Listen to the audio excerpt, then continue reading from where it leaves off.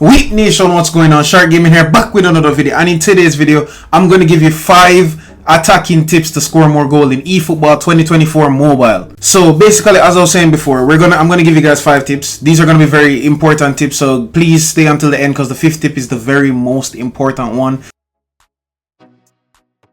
So the first tip is choosing the best formation and play style that works for you. Now, just because you guys watch my videos or 9L videos or Maki videos or even Buff Games videos and you see them play a certain position or a certain play style or a certain formation, that doesn't mean that it's going to work for you. Yes, you could copy exactly what they do, but that doesn't mean that it's going to work for you. Now, right now, I'm using a 5 at the back. That doesn't mean that a 5 at the back is going to work for you. Maybe a 4-3-3 would be better. Maybe a 3-4-3 would be better. You guys can't see what I'm doing and use what I use, because I'm a long ball counter player, but there's so many different play styles that you can look at that are position game, quick counter, out wide, long ball, etc. So if you're more of a patient player that likes to have more position of the ball and create opportunities from passing around in triangles and stuff, that position gameplay is definitely for you. Position gameplay or even out wide, that is very good for you.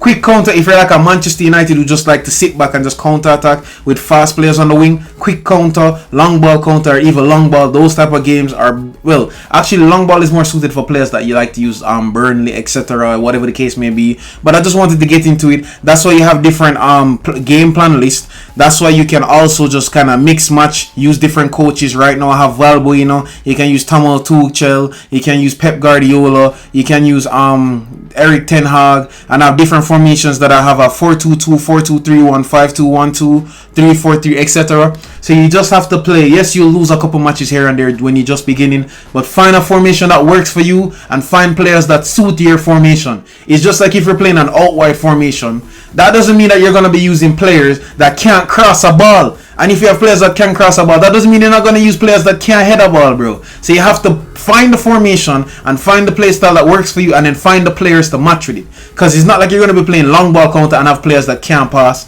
And it's not like you're going to be playing quick counter and have players that can't move quick. It does not make any sense, bro. It's like you're going to try to use McTominay to play Pep Guardiola football. It doesn't work. It's obvious that a Gundogan or a Kimmich or a KDB would be better suited to play position gameplay rather than play quick counter. You get what I'm trying to say? Let's move on to tip number 2. Tip number 2 now is the pass and go. Basically, all you do is you press pass and you flick on that. You see this left dribbling stick that you guys are seeing right now? So you press pass while flicking on the stick in any direction. It doesn't matter where you put it, and all it does is literally moves your players forward. Now, because you move the player forward, you're forcing them to run forward, which is opening more channels, whether it will be dragging the defenders, as well as it will also be creating another opportunity for you to pass the ball so you can score. Because the more you pass and go is the more players that run forward. But there is also a risk to this. The more pass and go that you use is actually the more open you are to concede a goal. Because if you, let's say for instance, okay, I have Chumini, right? I give the ball to Konate. If I use Konate and then I give this defender right here, so boom, then you're gonna see all my defenders running forward. So now if Rabiot loses the ball and they start to counter, my 2 defenders are up in strike. So who is back defending? No one is back defending. So you have to kind of use it sparingly and know when to use it from when not to use it. So you have to kind of fiddle with it, and when you fiddle with it, you'll know exactly what to do and how to do the pass and go. A lot of people keep asking me, Sharc, how do you play the pass and go so well? It's years of practice, bro. And even then, I still have a lot of ways that I could improve with the pass and go, because I do overuse it sometimes. So it's better that I learn how and when to use it. Tip number 3.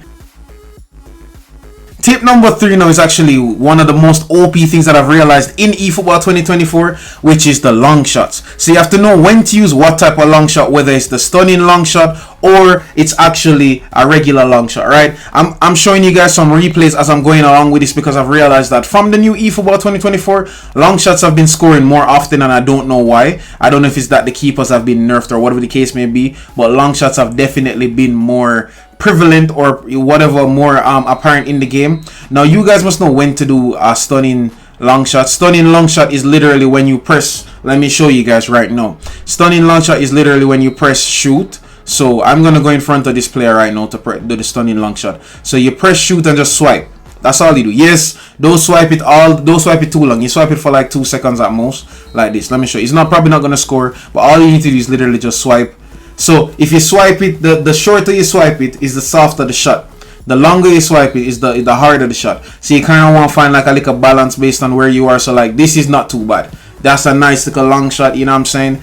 And it actually helped. I've realized that keepers actually can't catch stunning shots anymore. I've realized that no matter which part of the field you hit it from, they will always deflect it for a corner, and then you can just use a corner trick and score the corner, or corner just gives you another opportunity to score a goal. So it's always good to use it. See, like they can't save it, they can't catch the ball for some strange reason. So you can use either a stunning shot, or you can actually use the regular long shot where you just apply power, take the shot. It works same way. For some strange reason, it does work very effectively, and I like it. So yeah. Tip number 4. Learn how to dribble. Now you guys know me, Sharc is not no dribbler, but what I've realized is that the simplest way to dribble is literally to just move around your trackpad / control pad, whatever the case may be. If a defender or a player is in your way, all you have to do is just turn. And then one of the most effective ways to dribble that most people kind of find it underrated is literally to just press shoot and cancel it by flicking. Shoot and cancel. That's called a fake shot. You can switch directions. You can actually kind of fake shot into the way of somebody and they won't get into your way. I can show you like clips of that, but basically that's how you do it. But if you really want to know how to dribble, you can just go check Buff Games tutorial. He's a very good teacher of dribble, and he's actually one of the best dribblers I've ever seen in my life, because he dribbles against me all the while. But look at this. A keeper's gonna come out. I'm gonna fake shot. Okay, well, never mind. I took a shot, but you guys know what to stay. And for the 5th and final, most important tip. This tip, if you look at it this way, if you don't know how to use the other 4 tips, this tip will still save your ass in games. Now, this tip is actually to use super subs. So in this game, there are actually a lot of players that activate after halftime, that they play extremely better than their original card would if you start them. For example, you have Erling Haaland, you have Isak, you have Inzaghi ball and turn, and then you have other positions that have super subs as well. For example, let me show you. So you have other positions that could use super sub, like Frank Kessie. Frank Kessie is a super sub. Last time I checked, he was a super sub at least. Yes, he's a super sub. That means when your midfielders are tired, you can always sub on Frank Kessie. Human Son, this card specifically is a super sub card. So imagine subbing him on. Rafael Leao also right here, left midfield, who can play strike and left wing. He's a super sub. So let's just imagine something for a second, right? Let's say we have a 4-3-3 formation.